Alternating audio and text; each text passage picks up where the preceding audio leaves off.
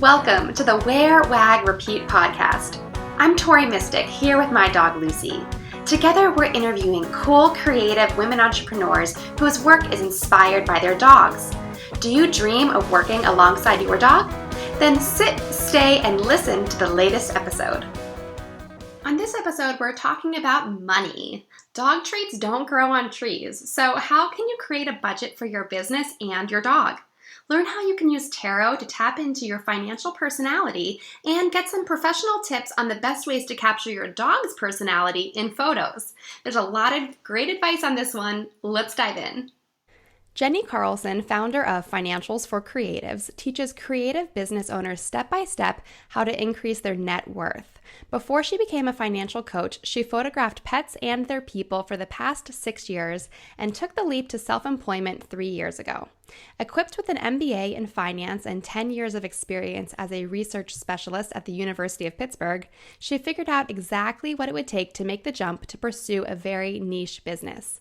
Once she made the transition and experienced the ups and downs of being a small business owner 24/7, she founded Financials for Creatives to help heart-centered creative women entrepreneurs implement simple strategies to stay out of debt, pay themselves, and run a profitable business that is aligned with their goals. Welcome, Jenny. Thank you so much for having me. I'm excited to have you here. So we're both based in Pittsburgh, and we've known each other for many years. Yeah. We first met because you photographed both of my dogs, Lola and Lucy, years ago. Yeah, when Lucy was just a puppy. I know. I think you might have the first photo you took is when Lucy was like 4 months old or something like that. I remember as if it was yesterday. And then we took another photo the next year with both of them, and it was like Lucy took a growth spurt pill or something.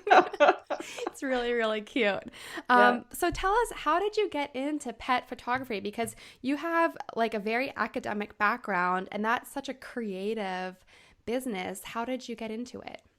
Well, I was pursuing my MBA part-time while I was working at Pitt, and I sort of needed a creative outlet, so I picked up a DSLR and started photographing in my spare time. And it was at the time when Flickr was really big as a platform to share your images. And I came across a dog photographer in Seattle. And my mind was blown because I had never even considered that pet photography could be a career. And I went to my supervisor the next day at work and I said, I found my dream job. And she looked at me like, are you sure? So I didn't pursue it immediately, but it was something that always sort of was in the back of my mind. And I was just really drawn to it. Also, having grown up, my family had a dairy farm. So I've always been around animals, and it just felt like the subject that felt really me. Sure. So do you remember the first photo shoot that you did, first pet photo shoot? Yes. My first paying client was a woman with a black lab and a cat.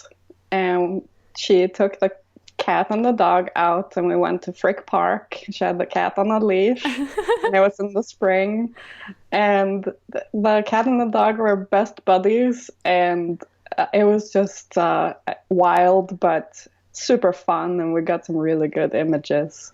That's so awesome. How many years now have you been doing pet photography? It's been 6 years now. I started in 2011. I started just doing some on the weekends and volunteering at the Humane Society both as a dog walker and photographing both the dogs and the cats for the adoption profiles. Yeah, And I think that's such a great service. So how did you go about photographing the adoptable pets? And tell us a little bit about like why that's even an important thing to do. I mean, it's a good photo is everything. To be able to capture their personality makes a huge difference in someone seeing that photo among hundreds of pets that are up for adoption. So we would take the dogs outside and have a bit of a nature background. This was while the Humane Society here in Pittsburgh still had a facility out in Elizabeth, PA. So it was a bit more fields and things like that just outside of the shelter. So it was a perfect backdrop to just take them outside, give them a walk, and then take a picture. And that's actually how I met my own dog. Oh, so tell us the story of how you found Alice. Yeah, so Alice was one of the adoptables when me and my husband, he was also a dog walker at the time. It really helped to have someone who could hold the dog while I was trying to photograph. I've tried to do both holding and photographing at the same time, and it's very challenging, Yes. especially when they have so much energy. Right. And I mean, with Yes. Lucy, Oh, I she definitely probably know. just probably bouncing when she gets out the door. So Alice was the complete difference. She's a Shepherd Akita, and huge dog, and I just assumed that she would have a ton of energy and just pull like crazy. But she got outside, and she was just trotting along, being super gentle, and it's like, who are you? And we drove home from that day after walking and photographing several of the pets there. And we were going out to dinner that night. And I turned to Bradley and I asked him, I wonder how it would be to have a big dog. Because we didn't have a dog at the time. I've never actually had a dog. We had cats growing up. And he's like, I was just thinking about them myself. And the shelter was closed for a couple of days. But as soon as they opened, we called immediately and said we wanted to adopt her. Oh, that's so sweet. I had no idea that that's how you guys met Alice. Yeah. So she was just perfect. How old was she when you got her? She was 1.5. Oh, so she was still a puppy. So it's kind of cool that she was so calm. Yeah. It was just, she was so different. And it was just, yeah, she was perfect for us. Aw. And so I'm sure that you have photographed her a lot. Do you like try out new techniques, or have you figured out like the right angles or the right noises? You have a lot of amazing noises that you make when you take photos of dogs. So like, do you try it all out on her first? I do. I don't have to say too much to her. I mean, when you photograph dogs, you have to figure out whether they're treat motivated or noise motivated. So that's something I always ask my clients before we do a session. And then I just go through my repertoire of animal noises, or asking a client if there are certain words that they will perk their ears up at. And one of them that is often, like, I think it's super cute, that they will ask, you want to go to grandma? Or something like that. Because it usually means they're going to go for a ride in the car, and like if they're going to go see their best friend or something, and that always gets them excited. That's so cute. Yeah, you do such a great job of figuring out what gets like head tilts or an ear perk or something like that. Because we've worked with my dogs, but we've also worked on like commercial shoots together with other pets. So it's really cool to see you kind of in action.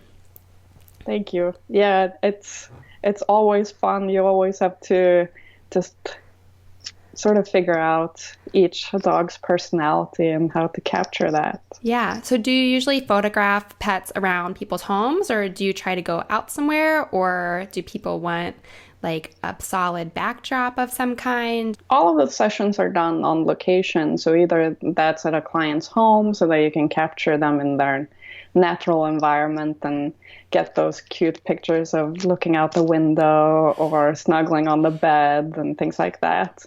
And then it's also fun to go to a local park, and especially around this time of year, October, where fall leaves usually give a a beautiful backdrop. So it's usually a busy time of the year. Do you have a favorite park around Pittsburgh that you like to take photos at? Mellon Park is one of my favorites. Mine Just too. yeah, just because it has the perfect blend of architecture and nature, so you can get both, and there's so much variety. So that's always fun. So, when you made the jump from a full-time employee at Pitt to a full-time pet photographer, what was the process? How did you decide to take that leap? I knew for quite a while that I wanted to make that leap, but I'm someone who wants a lot of security and kind of a plan before making the jump. I'm not someone who just suddenly goes and uh, hands in my resignation just like that. So it was definitely calculated and pretty much setting up a budget and figuring out how we could save more, and knowing that my income wouldn't be as regular. So just seeing how the cyclicality of doing photography and being an entrepreneur and building those systems and promoting the business and building up a following, so that it felt like something that I could do. And Yeah, well, you've done an amazing job with it. I really admire it. thank you. And I think you have built a really great following, and one of the ways I think that you've done that is through the photo booth Yeah. thing. So tell us a little bit about the photo booths and like how many dogs you photograph in one day sometimes. Yeah, so in the summertime, I've done a photo booth at a local pet store here called Pedagogy, and it's in the summertime. It's outside in a tent, and we have a summery backdrop and fun props and things like that. And it's just a big party, and you have to work really fast and just figure out how to get the dog's attention as fast as possible. And I mean, it's fast tempo, but it's like so much fun to just when you get that shot and you get that expression that you want. And then we also have done pet photos with Santa, and it's been over 150 dogs in a day, and from 9 in the morning until 5 in the afternoon, just continuously photographing, and it's been fun to see all the pet owners are just as invested as we have been in building a new set. We've been tweaking little details to always keep it fresh, but the owners will bring Christmas sweaters for their pets, and sometimes they're wearing Christmas sweaters too, and just it is a really cool place to be. Pittsburgh really loves their pets, and just such a supportive community of animal rescue. And I love to have established my business here. Yeah, I think it's just amazing how many people show up for the pet photos with Santa. And I mean, I meet people throughout the whole year that if I mention your name, they'll say like, "Oh yeah, she took my pet's photo with Santa." Yeah. So yeah, it's really, I think, been successful, and that's really a cool way to get your name out there. Any advice for someone who's considering taking the leap from a full-time job to pursuing their dog-related side hustle? Do you have any advice for those other creative entrepreneurs of how to kind of financially prepare themselves for it? Sure. I think it's always important when you're getting started to look at the money that is coming in and going out, and really be on top of that, and then see how you're able to set money aside so that you have a bit of a cushion, because then you have a little bit more security as you're starting to build your business. And you don't have to make the jump day one, as you start your business, you can take some time to start to build it, and then use a software like You Need a Budget is one that I recommend to all of my clients, both on your personal side of budgeting and on the business side, to create a money plan for where you want the money to go, basically giving each dollar a job. And that way you have full visibility to where you're at, and to just feel more protected when you then go out and do it full time. Right. Well, and we all know, everyone listening knows that dogs are not cheap. Yeah. Especially the way that we treat them. They're very spoiled. So when someone is considering taking this leap, one of the things they might want to budget for is all of their dog expenses and indulgences. So how do you budget for owning a dog? Because there's a lot more that comes up and goes into it than I think people think at first. Yeah, absolutely. I've had some of my financial coaching clients say, who don't have dogs, so they've seen some of the recommendations I've given, and they said, wow, I thought that if you were budgeting for it, you would just put pet and all the money would sit there. But I think that the more you break it up, the easier it is to save for things over time. So if you know that you're making a trip 6 months from now, and you are going to need boarding or grooming and things like that, or a dog walker, you can create those categories and then make a calculation of how much you need to set aside each month, so that once that trip comes around, you have the money. Or if you know that your dog always go to the vet for their annual appointment during a certain month, then you can have a whole year to save up for it. And even for the, heart guard or different supplements and things like that, they all add up. So breaking all of that down, and then of course for the more fun stuff like treats and toys and those experiences, actually putting money towards it. So when you create those categories, it really shows what you value in life and where your priorities are. So, I mean, our dogs are our family. So being able to buy them really fun toys and accessories and things like that is super fun, and it feels good when it's part of your overall plan. Right. So it's smart to budget for your dog's Halloween costume or other essentials like that. Absolutely.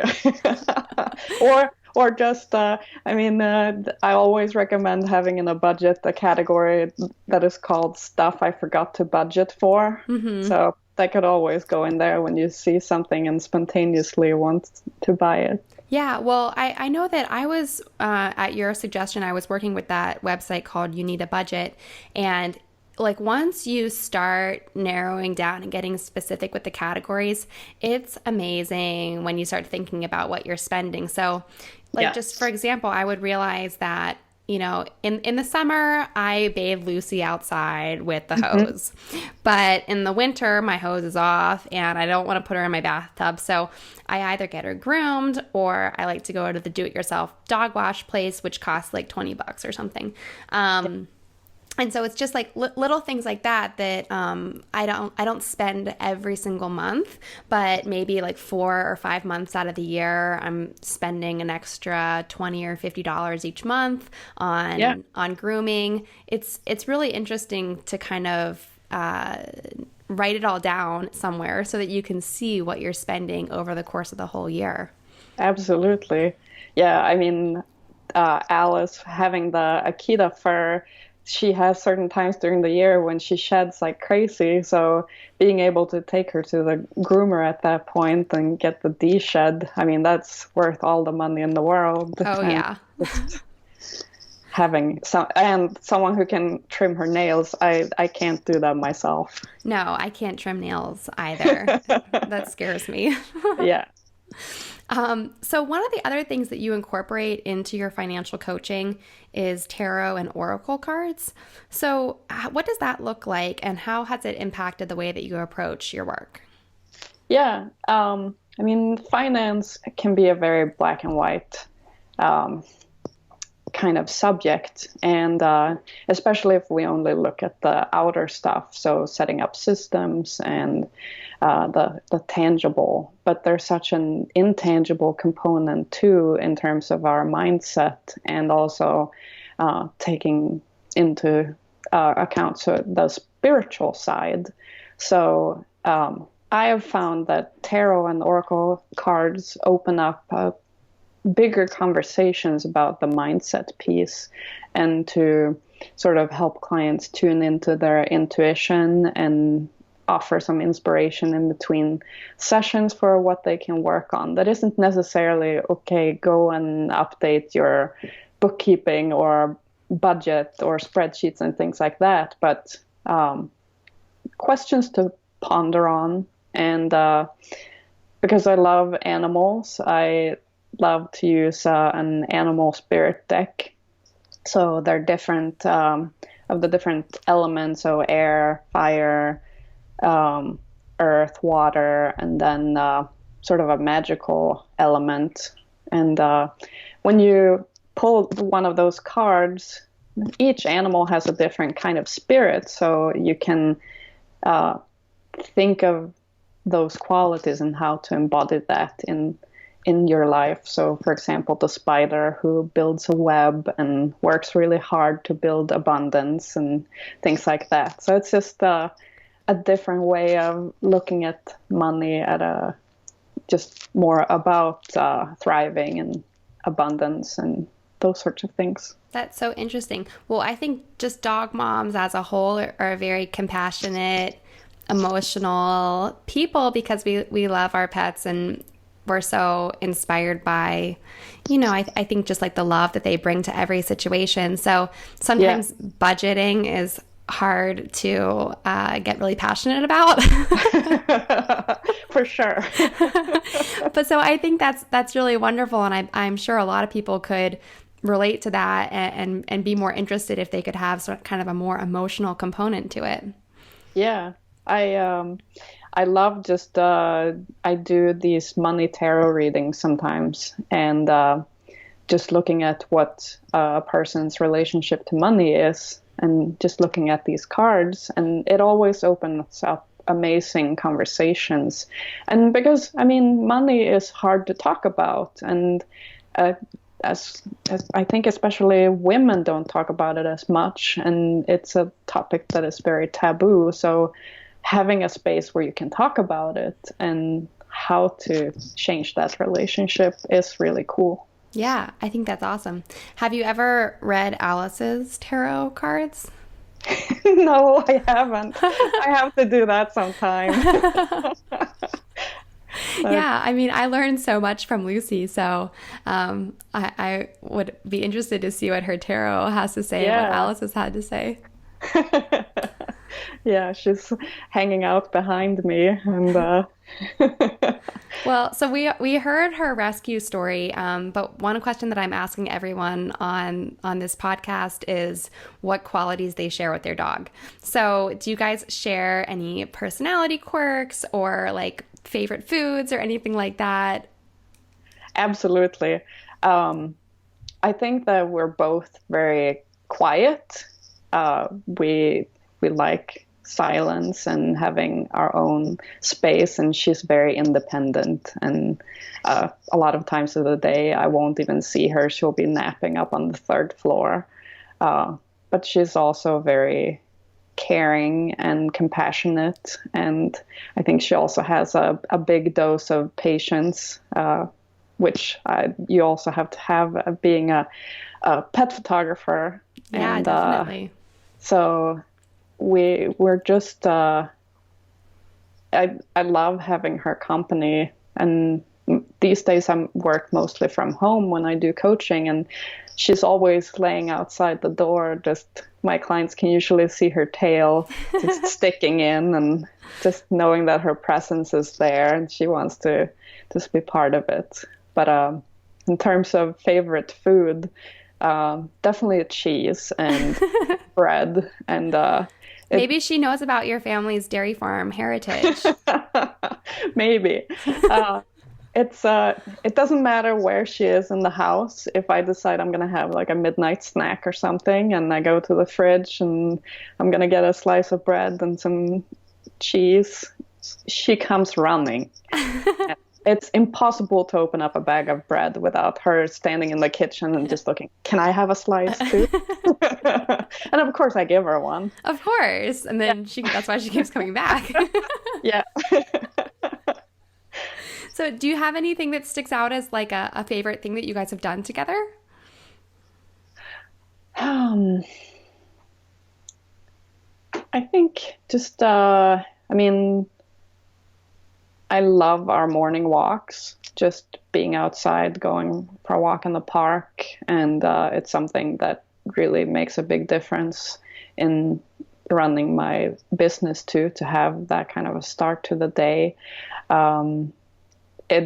She came with us one time when we went to DC for 4th of July and stayed in a hotel.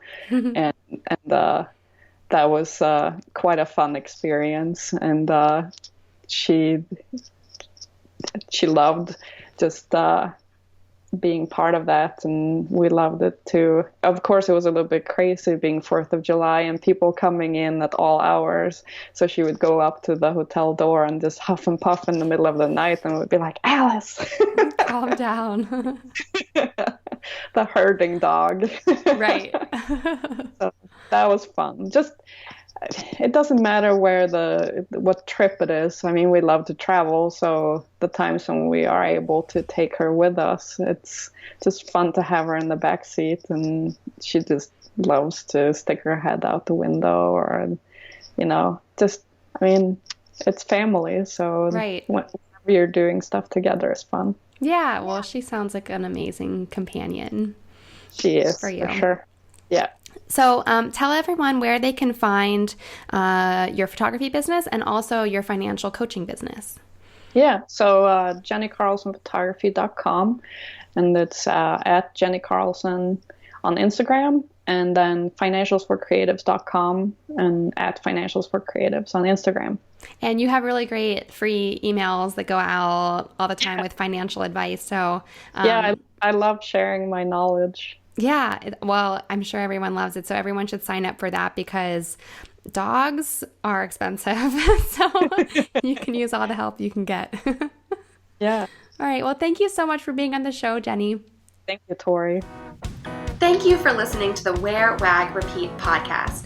You can fetch show notes for this episode at wearwagrepeat.com. If you like what you hear, please subscribe so you don't miss an episode. And until next time, Lucy and I will see you around the dog park.